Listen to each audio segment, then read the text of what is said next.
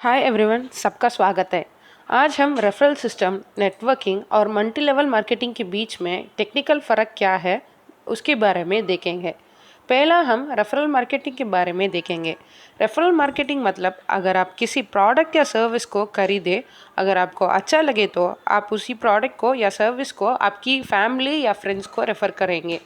उसी कंपनी आपको एक रेफ़र कोड देते, उसी रेफ़र कोड को आप लेके फैमिली या फ्रेंड्स प्रोडक्ट या सर्विस उस कंपनी का इस्तेमाल करते समय उनको कुछ डिस्काउंट मिलेगा, या आपको कुछ डिस्काउंट मिलेगा, या आप दोनों को भी कुछ डिस्काउंट मिलेगा।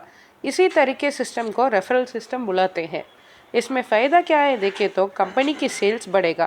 क्यों देखें तो जब एक जाने लोग रेफ़र करते समय जो विश्वास है वो बढ़ेगा, बिना कुछ पूछे उन्होंने प्रोडक्ट को खरीदेगा। दूसरा एडवांटेज ये है कि कमीशन अमाउंट कम रहेगा। कैसे देखें तो उदाहरण में पार्टी ए या पार्टी बी या दोनों पार्टी ए और बी को भी कमीशन मिलेगा, लेकिन नेटवर्किंग में आप बहुत सारे लोगों को कमीशन देना रहे पड़ेगा। कॉम्प्लिकेशंस आएगा रेफरल में। इसीलिए बड़ी कंपनीज जो लो प्रॉफिट मार्जिन में प्रोडक्ट्स बेचते हैं उनको ये रेफरल सिस्टम सही से काम आएगा। इसमें डिसएडवांटेज ये है देखें तो वो ही एडवांटेज, वो है डिसएडवांटेज।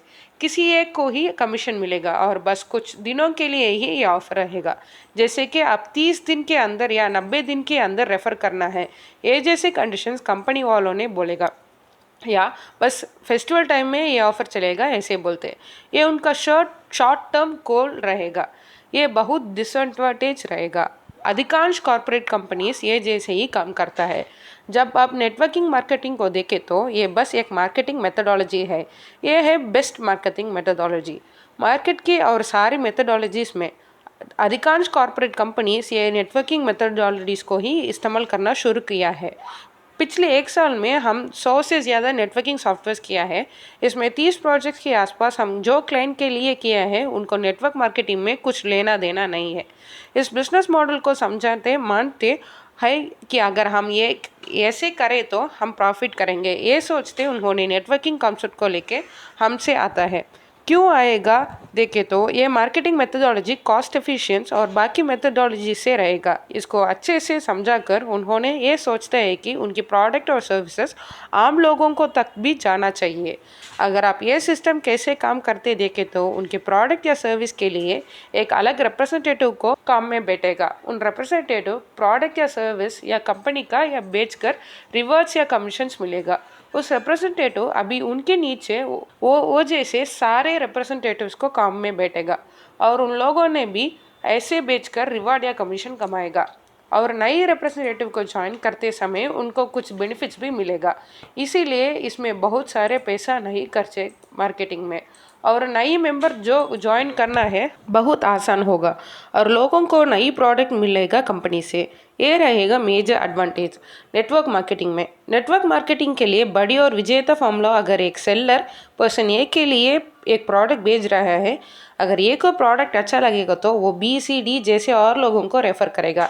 ऐसे करते पर्सन ए भी कमीशन लेता है और रेफर्ड लोगों को भी कुछ रिवार्ड मिलेगा। जब आप इतने सारे रिवार्ड्स कमीशंस देते समय ये नेटवर्क की चेन बढ़ते रहेगा। ये बढ़िया सक्सेसफुल फॉर्मूला होगा। इस नेटवर्क मार्केटिंग में रिस्क देने वाली चीज़ क्या है देखें तो 3 चीज़ होगा। पहला है विश्वास। जब आप एक दोस्त या रिश्तेदार को रेफ़र करते देखें तो विश्वास नीचे गिरेगा। उन्होंने ऐसे सोचेगा कि बस प्रोडक्ट को बेचने के लिए कुछ भी बोलते रहता है, या ऐसे भी सोचेगा कि उनकी अच्छा को खराब करने के लिए ये सारे बोलते हैं, ऐसे सोचेंगे। ये एक बड़ी डिसएडवांटेज रहेगा। दूसरा डिसएडवांटेज ये है कि जब रिप्रेजेंटेटिव प्रोडक्ट को बेचते समय क्या वो प्रोडक्ट के बारे में पूरा जानकारी, जैसे कि प्रोडक्ट की फ़ायदा, डिसएडवांटेज, नियम और नियमों को पूरा समझा क्या देखे तो बहुत कम है। जो भी वो समझ लेते हैं उसी की वजह से ही वो जानकारी देगा। इसको ठीक करने के लिए देखने के लिए एक सिस्टम नहीं है, इसकी वजह से गलत जानकारी फैलाता है। तीसरा बड़ा डिसएडवांटेज ये है कि कमीशन सिस्टम। तभी हम बोलते हैं कि एक चौथाई पैसा हम खर्चा करते हैं मार्केटिंग के लिए, एक पंचवा कमीशन ही 30 या 35% प्रोडक्ट की प्राइस में मार्केटिंग के लिए जाता है। ये जैसे डिसएडवांटेज या बोनस या रिवर्स के नाम पे पैसा दे जाता है मार्केटिंग के लिए। ये डिस्ट्रीब्यूटर्स को फ़ायदा देगा, ज़्यादा पैसा मार्केटिंग में जाएगा। अगर आप ये कंपनी के लिए प्रॉफिट है क्या देखें तो नहीं है। इसीलिए कमीशन को एक लेवल तक कंट्रोल करना है और डिस्ट्रीब्यूटर के साथ एक चेकलिस्ट होना चाहिए कि ये चीज़ कस्टमर के साथ बोलना पड़ेगा, ये चीज़ों को नहीं। अगर आप ऐसे करें तो आप सेट है। बहुत मुख्य कारण जो नेटवर्क मार्केटिंग बिजनेस ने बहुत हिट हुआ, वो कारण क्या है देखे तो कमीशन सिस्टम की वजह से और डिस्ट्रीब्यूटर्स की ताकत और जानकारी के लिए। अगर आप ये सारे को सत्यापित करें तो आपको नेटवर्किंग मार्केटिंग बिजनेस बहुत सक्सेसफुल बिजनेस होगा। तीसरा चीज़ ये है कि लोगों ने एमएलएम को कैसे सोचते हैं। लोगों ने डरते बुरी विचारन से देखता है। रेफरल सिस्टम और एमएलएम के बीच में ज़्यादा फर्क नहीं है। एमएलएम एक साधारण शब्द है। इसमें आप एक प्रोडक्ट बेस्ड एमएलएम या इन्वेस्टमेंट बेस्ड एमएलएम जो कमीशन पे आता है वो कर सकते हैं। इधर प्रोडक्ट की सर्विस की क्वालिटी एक सवाल आएगा। जब आप कौन कौन लोग एमएलएम बिजनेस करेंगे देखें तो वो इसको एक बिजनेस जैसे ही करते हैं, लेकिन अगर आप नेटवर्किंग को देखें तो वो एक बिजनेस की टूल जैसे देखते हैं। जब लोगों ने एमएलएम को बिजनेस जैसे देखे तो वो किस प्रोडक्ट में ज़्यादा प्रॉफिट है ऐसे सोचते उसी प्रोडक्ट के लिए एमएलएम करते।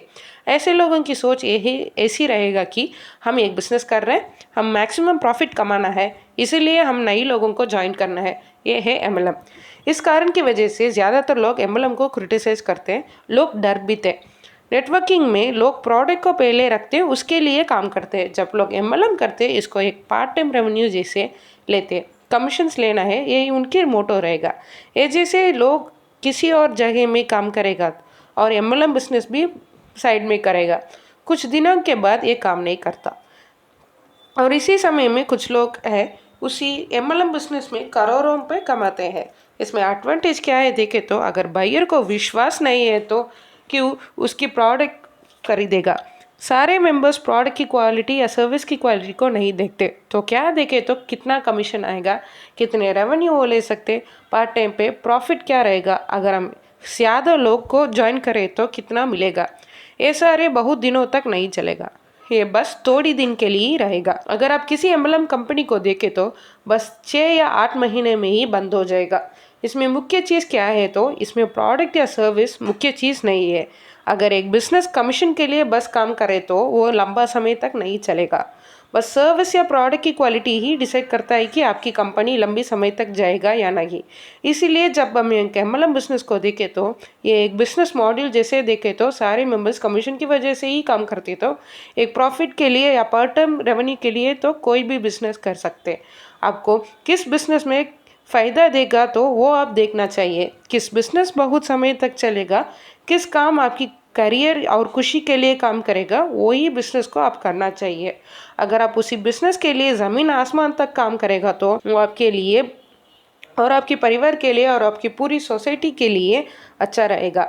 अब हम 3 चीज़ को देखा है। अगर आप और कुछ स्पष्ट या आपकी बिजनेस में आपको किसी चीज़ समझ में नहीं आएगा तो या एमएलएम बिजनेस में क्या क्या चीज़ है, या आपको रेफरल कॉन्सेप्ट में अच्छा काम करे तो हमारी प्रोडक्ट जीत सकता है क्या, ये जैसे कोई भी बिजनेस के डाउट्स है यार आपको जानता है कि आपको क्या करना चाहते हैं, हम हमारी व्हाट्सएप की नंबर नीचे दिया है, आप मैसेज करो। जब भी हमारी फ्री टाइम में हम आपकी मदद करेंगे जहाँ तक हम कर सकते। धन्यवाद।